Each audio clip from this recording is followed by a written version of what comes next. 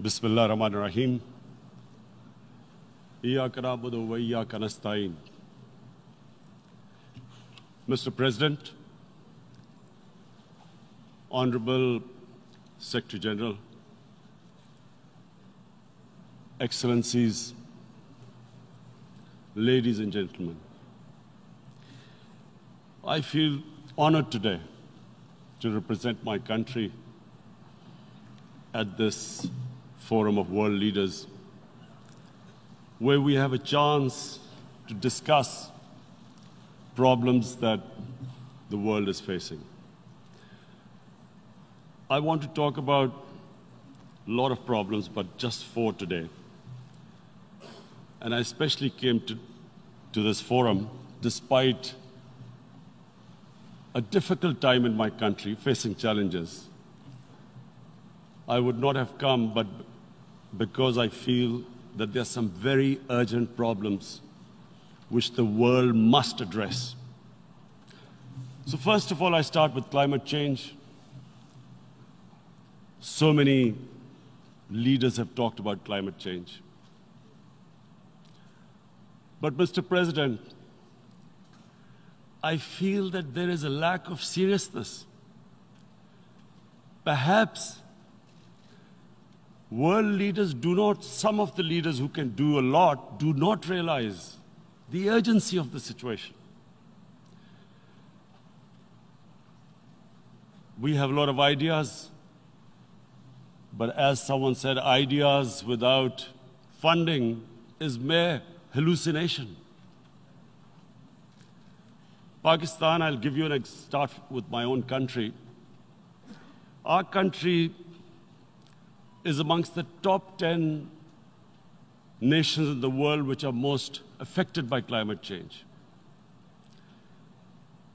We depend upon our rivers. We are mainly an agricultural country. And 80% of the water in our rivers comes from our glaciers. The glaciers not just on the Pakistani side, even India.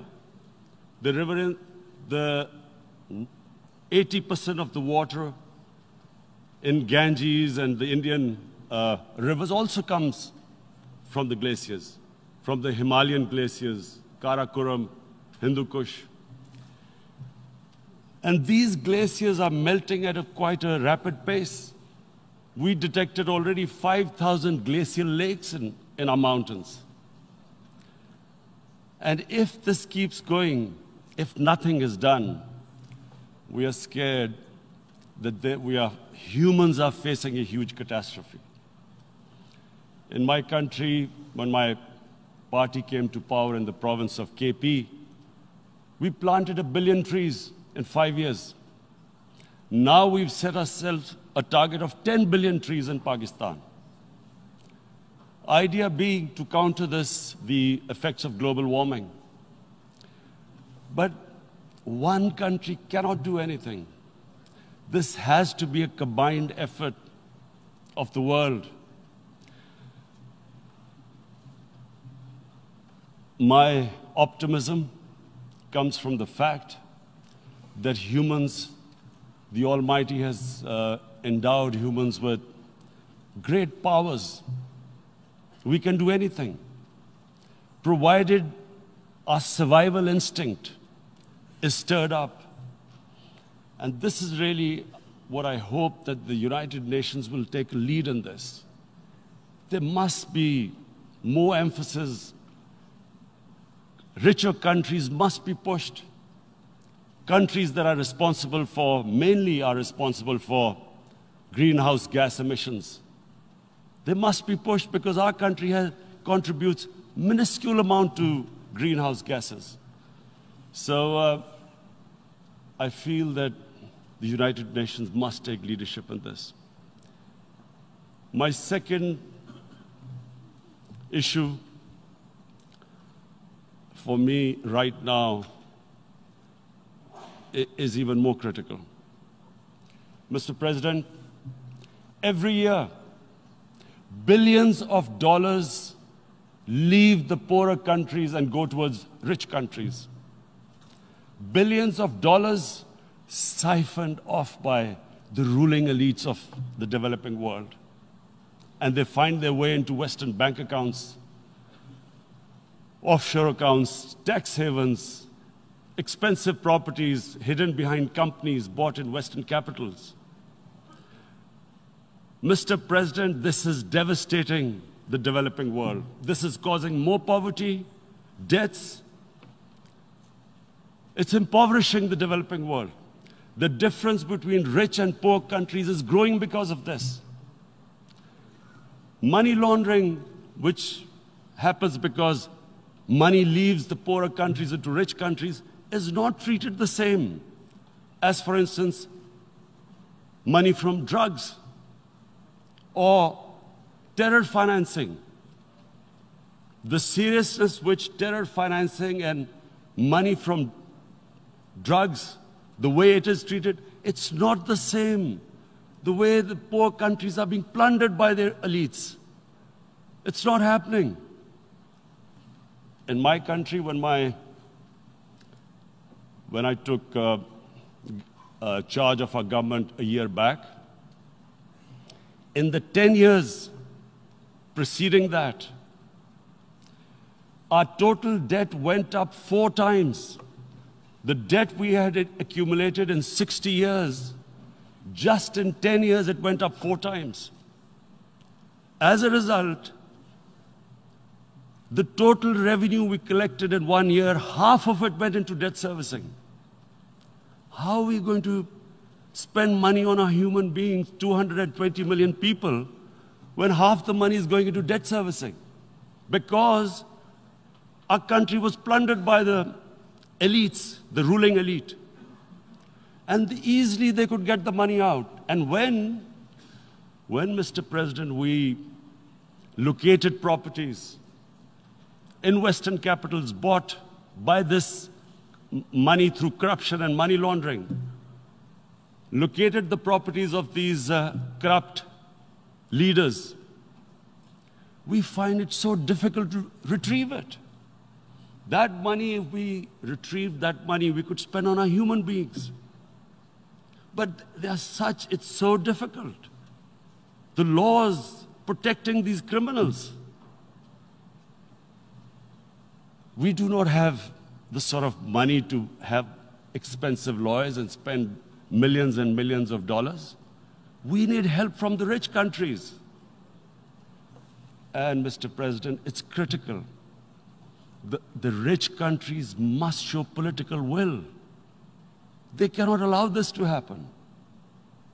How can the poor countries spend money on human development, which the United Nations asks, SDG? How are we going to do it when this money can easily leave our countries? So, unless the rich countries intend to build walls to stop economic refugees coming as we see right now, they must take action. They must take action now. It must be a deterrent. Corrupt ruling elites should not be able to take money out easily and park it into foreign bank accounts and into these properties abroad. And I never understand why. Why do we have these tax havens? Why is this allowed? Why shouldn't rich people pay taxes? Why is it legal to have these tax havens where you have these secret accounts? Because, the world is changing. The population of the world is growing. Sooner or later, you're going to have a crisis. If the poor get poorer and the rich get richer, there is going to be a crisis sooner or later. So this is my second point. I hope that the United Nations takes a lead in this.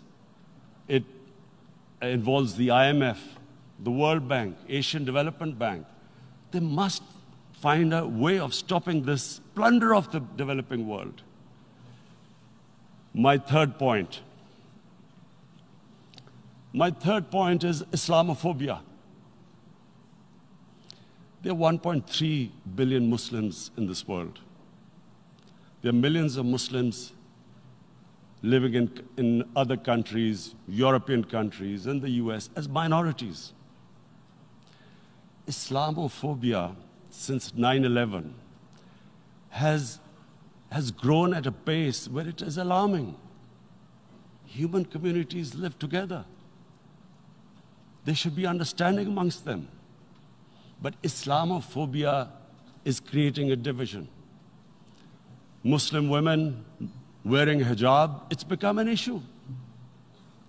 It's become an issue in some countries. Hijab is some sort of a weapon. A woman can take off her clothes in countries, but she can't put on more clothes. How is this happening? Because of Islamophobia.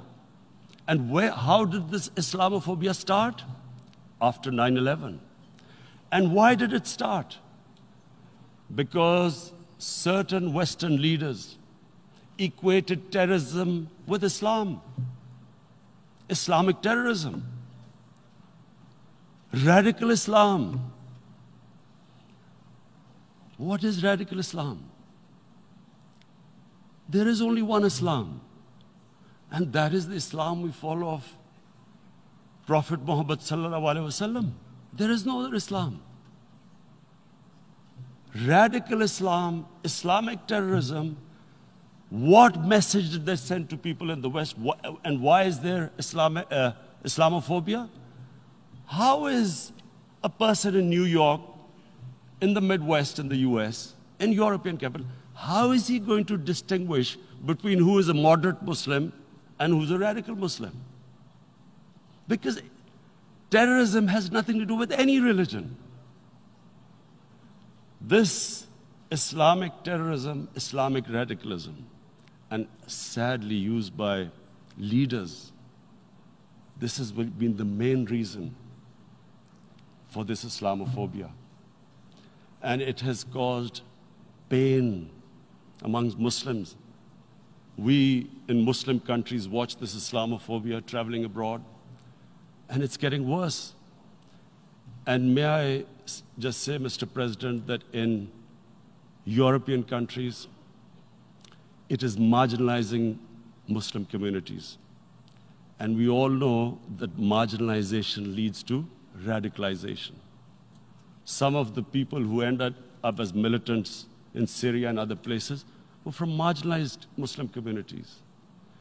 And my point here is that we must address this issue. I'm sad to say that we Muslim leaders have not addressed this issue either.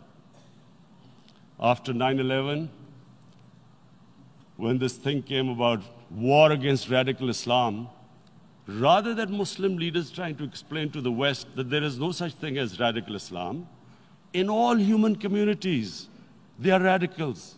They're liberals and rest are moderate. All human communities, Christians, Jews, everyone has it. But Islam is not radical, neither Judaism, neither Christianity, neither Hinduism. No religion preaches radicalism. The basis of all religion is compassion and justice, which differentiates us from the animal kingdom. But unfortunately, the Muslim leadership was so scared of being called radical Islam that all of them became moderates. In Pakistan, we were in the eye of the storm, and our government coined a phrase called enlightened moderation. No one knows what it meant, but everyone started putting on Western suits that they were moderates, started speaking.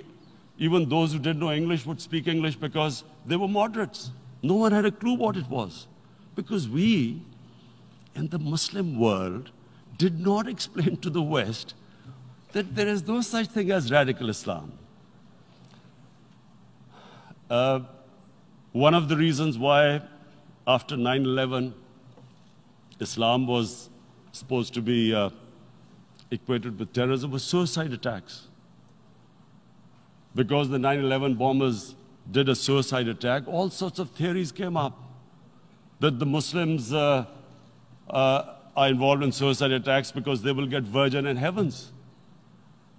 Some came up with, what about women, suicide attackers? So this bizarre thing happened. No one explained. Suicide attacks and Islam were equated. No one did research that before 9/11, the majority of suicide attacks in the world were by Tamil Tigers, who were Hindus. No one blamed Hinduism, and quite rightly. What has Hinduism got to do with what desperate people were doing in Sri Lanka? We all know we've seen films about Japanese kamikaze pilots at the end of the Second World War doing suicide attacks. No one blamed the religion. But here we were trying to prove we were moderates and not explaining to the West. But the most important thing I wanted to say here today, in explaining this Islamophobia, Mr. President, and I feel it's very important because I played professional sport in England, I spent a lot of time there, so I know how the Western mind works and how West views religion. So where the misunderstanding about Islam came. And one of the reasons it caused Islamophobia. That was, in 1989, this book was published, maligning, insulting, ridiculing our Prophet Muhammad sallallahu alaihi wasallam. And there was a reaction in the Muslim world. The West couldn't understand what was the problem. Because in the West, because I have spent so much time in the West, religion is perceived completely differently. They don't look upon religion like we do. And so, Islam was supposed to be an intolerant religion.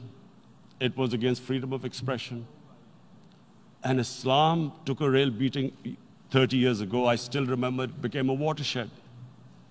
And every 2 or 3 years, someone would malign our Prophet, peace be upon him. There would be a reaction by the Muslims. And again, it was Islam, an intolerant religion. Again, this time, I blame a certain section of the people in the West who deliberately provoked this, knowing the impact it would have. But the majority of the people in the West didn't understand. This is where, again, Muslim leadership let the Muslims down. We should have explained to them what our Prophet, peace be upon him, means to us. So in 1 minute, I'll try and explain what he means to us. Our Prophet was the witness to the divine book, the Holy Quran. The Holy Quran is the book of guidance for Muslims, and the Prophet's life was living the Quran. He was an example of what the Quran guided us to be. So he is the ideal we all try to get to. The Prophet created the state of Medina, the first state in Islam. That state was the basis of a Muslim civilization which became the predominant civilization for the next 700 years. And what was that state? I hear such strange things about Islam, that it is against women, it's against minorities. The first state of Islam in Medina, it was the first time a welfare state was set up. The state took responsibility of the weak, widows, orphans, poor people, handicapped. It taxed the rich, spent the money on the poor.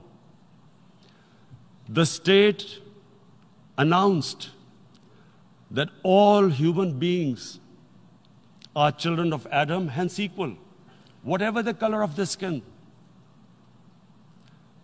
The state announced, the Prophet announced that, and slavery, the whole system depended on slavery as it did for many years in the Western societies.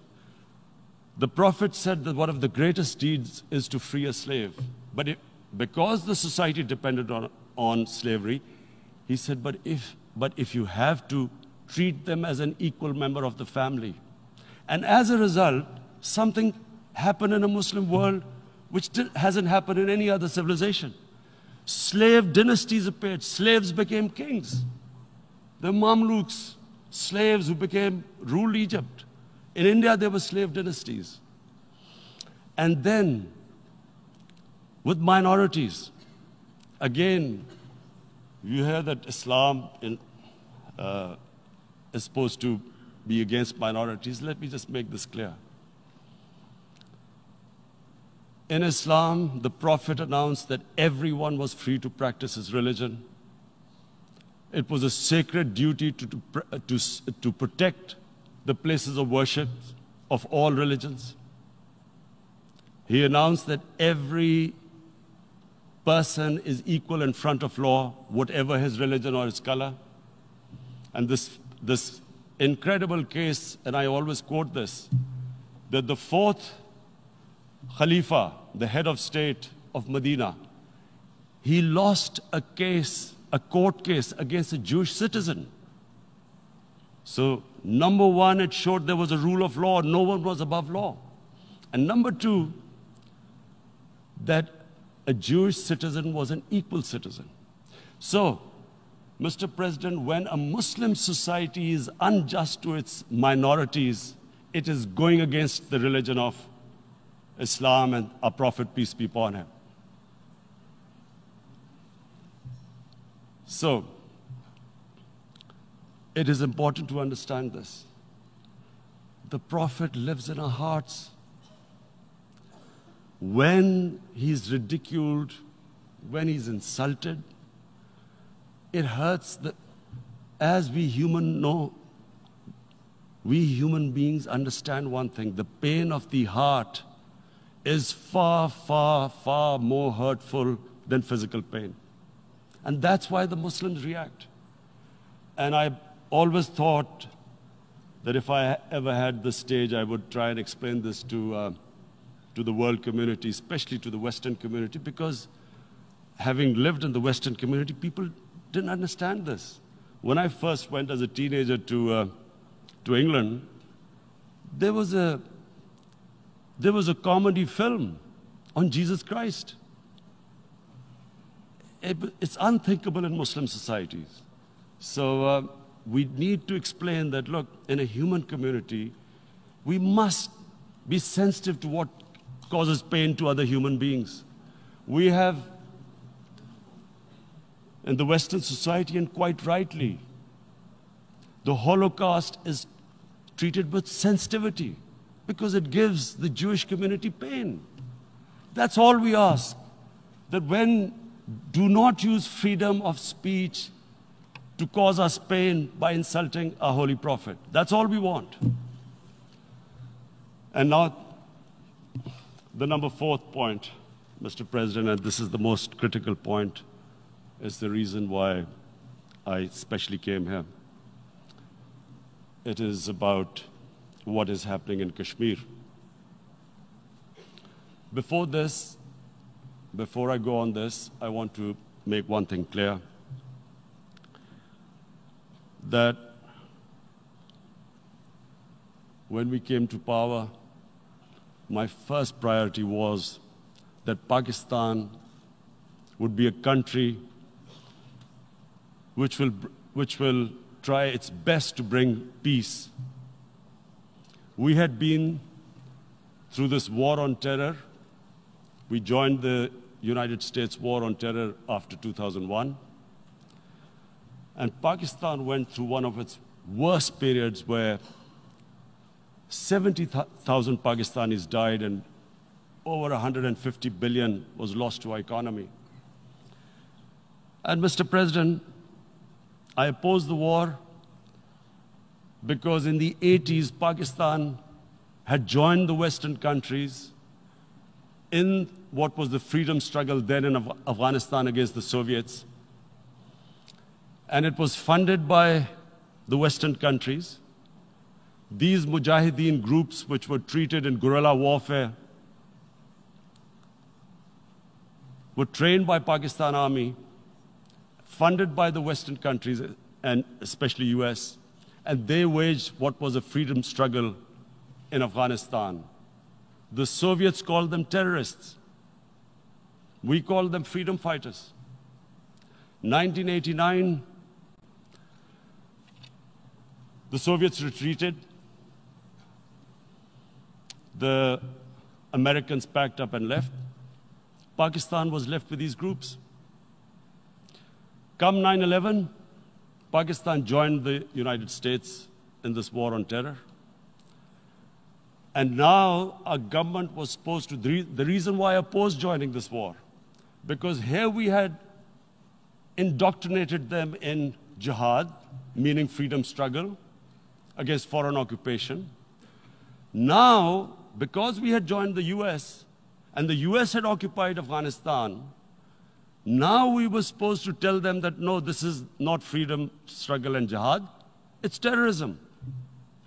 So that's why I tried to tell then government that, stay neutral, because you will have leverage over them. You will be able to control them. But if you join them, you become collaborators, and they will attack you, which is what happened. They turned against us. We went through a nightmare. 70,000 people killed in a war we had nothing to do with. No Pakistani was involved in 9/11. Taliban were in Afghanistan. Al-Qaeda was in Afghanistan. What had we to do with it? 70,000 Pakistanis died. So when we came to power, we decided that we would dismantle what was left of these groups. And this decision was taken not just by us, but by all the political parties in Pakistan. Unfortunately, they didn't implement it. So we came to power, we decided to implement it, and we dismantled whatever was left of the groups.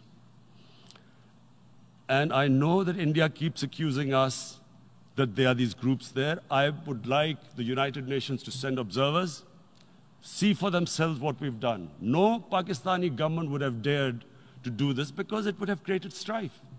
But we decided that there would be no militant organizations in Pakistan.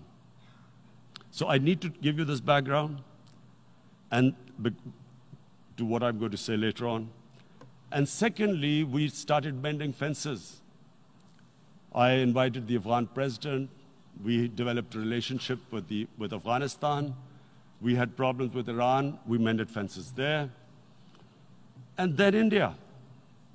Now let me just give you a little background about my relationship with India.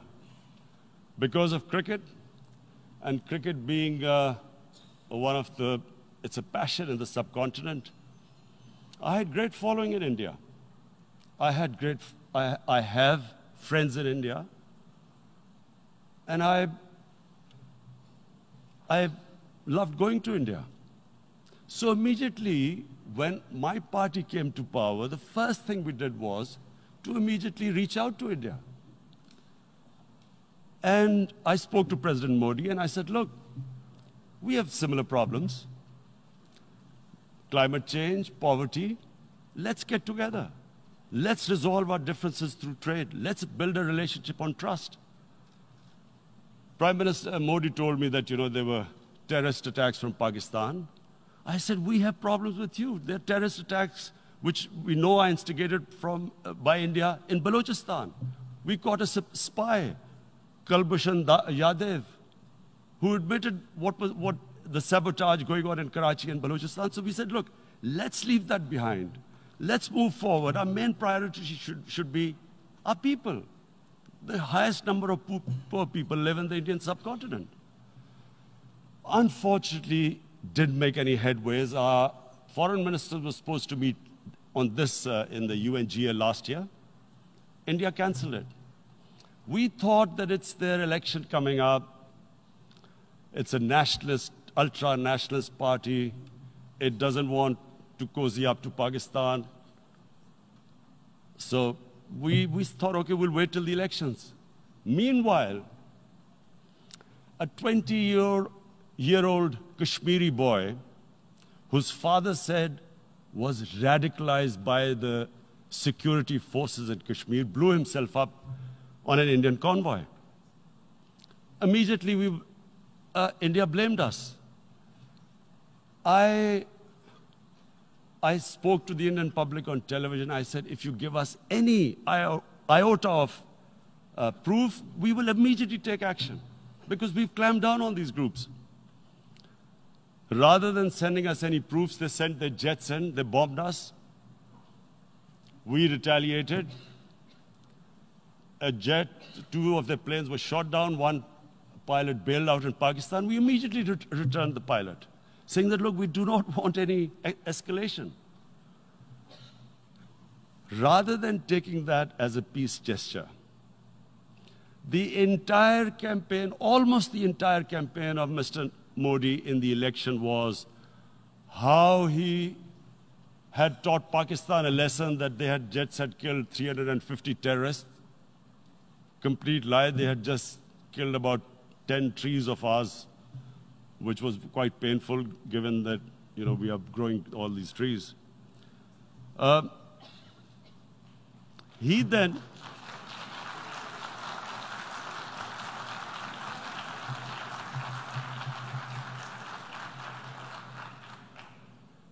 the election campaign, Mr. Modi used words like, this is just a trailer. The movie is about to start. I went into Pakistan and taught them a lesson. This was the election campaign. Okay, so we thought, us politicians make all these statements to win elections. So, okay, after elections, we'll get back to our normal relationship.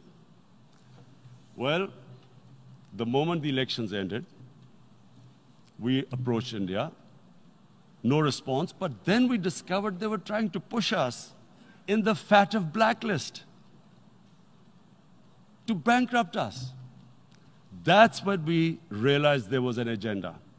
And that agenda became obvious on the 5th August when India went against 11 United Nations Security Council resolutions, which say that Kashmir is a disputed territory and the people of Kashmir have the right of self-determination. They went against that. They went against Simla Accord, which is about bilateral, sorting out our differences through bilateral means, went against that. They actually went against the Indian Constitution. Illegally, they revoked Article 370, which gave Kashmir the special status. They got an extra 180,000 troops there. Total number of security forces in Kashmir now are 900,000. And they put 8 million people of Kashmir under curfew.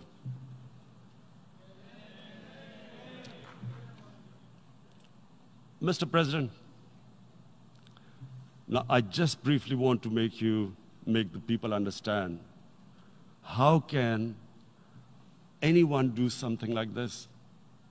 And for that, I have to explain to you what is RSS. RSS, Mr. Narendra Modi is a life member of RSS. RSS was an organization that was inspired by Adolf Hitler and Mussolini, came about in 1925. They believed in racial purity, racial superiority. They also believed they were an Aryan race like the Nazi believed they were an Aryan race. All that I'm saying can be verified. This is the time of information revolution. You can Google all this, what I'm saying. But it is very important for me to explain this to you so you know what is happening in India. This RSS believed in the ethnic cleansing of Muslims from India. At one point, there was racial superiority of the Hindu race. Secondly, it was hatred for the Muslims and for the Christians, because they believed that this golden age of Hindu civilization was stopped because of Muslim rule centuries back and then the British rule of India. So it was racial superiority and hatred for Muslims and Christians. This is openly stated.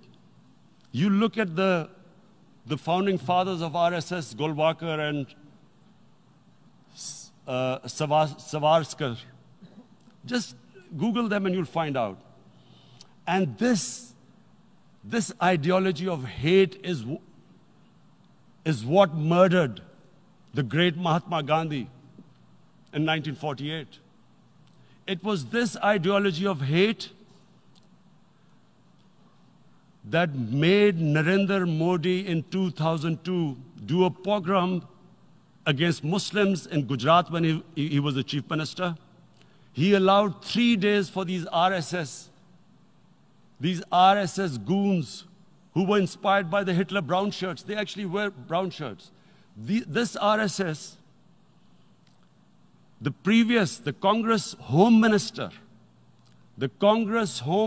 gave a statement that in RSS camps, terrorists are being trained. And these terrorists butchered 2,000 Muslims and 150,000 Muslims were made homeless. Narendra Modi could not travel to the US because of that. And I need to make you understand this background before I explain to you that what sort of a mindset would lay siege to 8 million people with 900,000 troops. Women, children, sick people, locked in as animals. In fact, of what I know of England, if 8 million animals were locked in, the RSPCA would have made a lot of noise about it. These are human beings.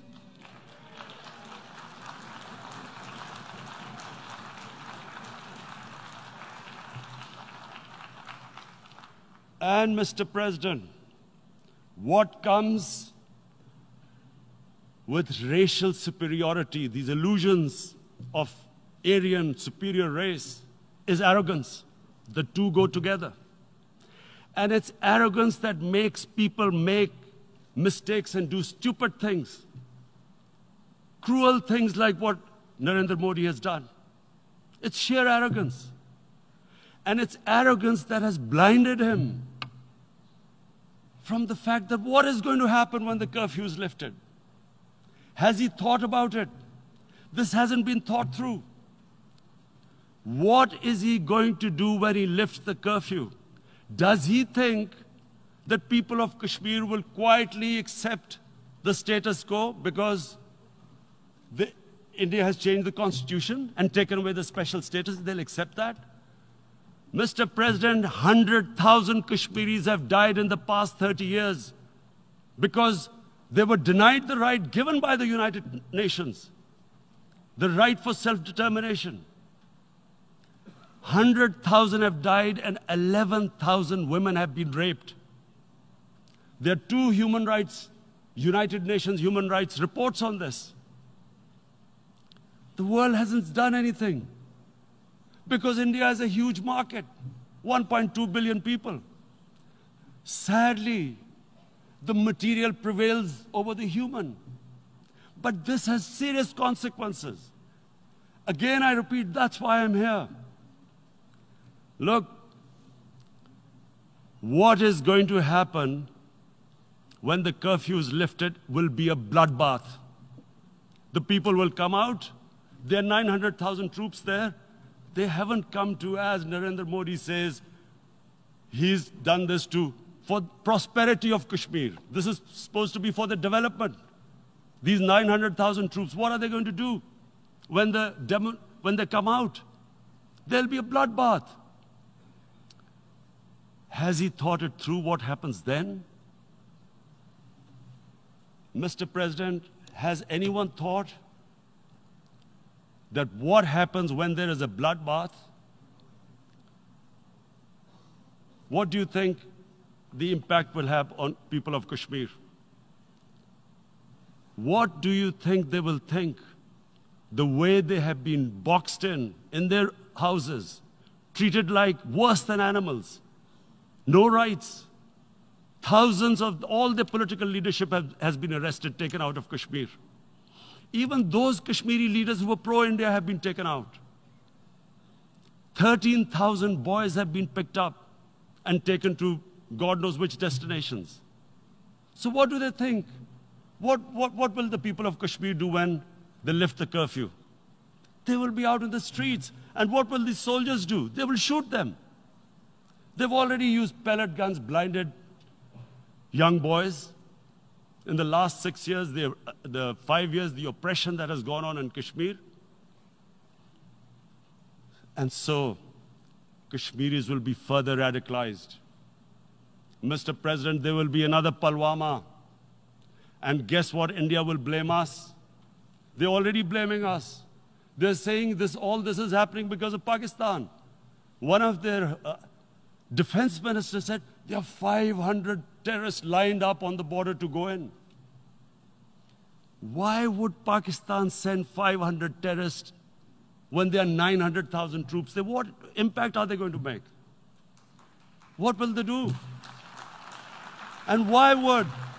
Don't we know that the moment there is some terrorist attack, all that will happen is there'll be further cruelty and oppression of the people of Kashmir. We will just give the 900,000 troops to further crush the people of Kashmir.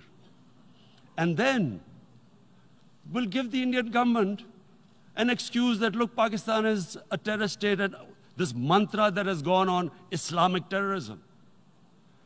The moment you use this catchword, Islamic terrorism, the whole world turns away. No one talks about human rights. You can do whatever you want, which is what has happened in Kashmir, because they keep using this word, Islamic terrorism. And this is what they're doing right now. What do we benefit from further increasing the cruelty on the people of Kashmir? And why would we want this? But there is no other narrative left for India. As when they lift the curfew, whatever happens, Pakistan will be blamed, and there is always a danger of another Pulwama. They might come and bomb us again, and then another cycle might start. And what does Narendra Modi think? That 180 million Muslims of India are thinking right now. Aren't they watching these Kashmiris stuck inside for 55 days they've been stuck in? Aren't they watching? What do you think? Don't you think that the Muslims will be radicalized in India? And I'm talking about 180 million people. And when they get radicalized, there will be some incident in India somewhere down the line. Again, we will be blamed. And I'm warning you right now, again, we will be blamed. And, Mr. President, what about 1.3 billion Muslims who are watching this? And they know that it is only happening in Kashmir because they're Kashmiri Muslims. This is not happening to Kashmiri Hindus. They know that this is happening because of their religion. So what do you think they will be thinking? What do you think the Jewish community would think if they were, forget 8,000 Jews stuck like this? What do you think Europeans would think? What do we think? I mean, any human community, if their members are stuck like that, what do you think they will think? Are we a children of a lesser God? Is it not going to cause us pain? And then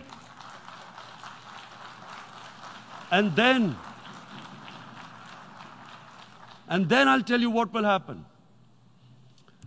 People will, in the 1.3 billion Muslims, someone will pick up arms. I know we've been brought up with films, Western films. This good, decent guy doesn't get justice. He decides to pick up a gun and start seeking justice. There was a film made in New York, famous film called Death Wish. This guy gets mugged by and his family, his wife gets killed or something. He can't get justice. He picks up a gun and he goes around shooting muggers. And the whole cinema cheers him on. So what do you think the Muslims are thinking right now? If there is a bloodbath, there will be Muslims becoming radicals, not because of Islam, but because of what they will see that there's no justice when it comes to Muslims. There were Rohingya Muslims, Myanmar, who are, God knows, almost 1 million people out, ethnic cleansing. What was the response of the world community? So what do you think will be the response of 1.3 billion Muslims? I picture myself. I'm in Kashmir. I've been locked up for 55 days. I've heard about, and there are rapes, Indian Army going into homes, soldiers. Would I want to live this humiliation? Would I want to live like that? I would pick up a gun. You're forcing people. You are forcing people into radicalization. When people lose the will to live, what is there to live for? And this is what, if you can do this to human beings, you are actually radicalizing people. And so, Mr. President,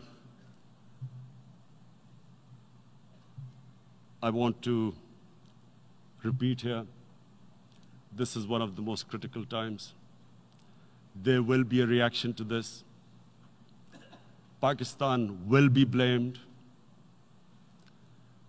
2 nuclear-armed countries will come face to face like we came in February. And before we head in that direction, the United Nations has a responsibility. This is why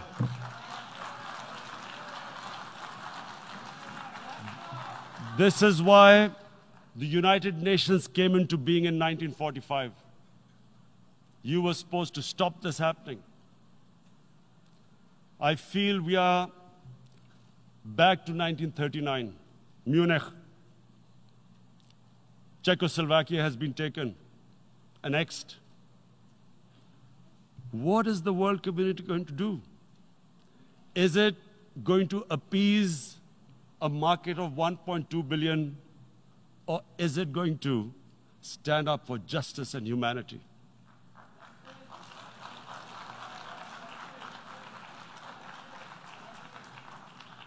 If this goes wrong, you hope for the best, but be prepared for the worst. If a conventional war starts between the 2 countries, Mr. President, if a conventional war starts, and anything could happen, but supposing a country 7 times smaller than its neighbor is faced with the choice, either you surrender or you fight for your freedom till death, what will we do? I ask myself this question.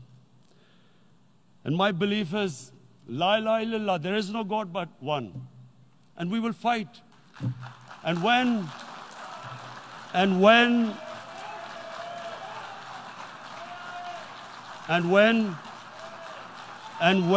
a nuclear-armed country fights to the end, it will have consequences far beyond the borders. It will have consequences for the world, which is why I repeat I'm here. Because I'm warning you, it's not a threat. It's a fair worry that where are we headed? And I've come here to tell the UN, you've got to, this is a test for the United Nations. You are the one who guaranteed the people of Kashmir the right of self-determination. They are suffering because of that. And this is the time. This is the time not to appease like in 1939 appeasement took place. This is the time to take action. And number 1 action must be that India must lift this inhuman curfew, which has lasted for 55 days. It must free all political prisoners, and especially those 13,000 boys that have been picked up. Parents don't know where they've disappeared. And then the world community must give the people of Kashmir their right of self-determination. Thank you.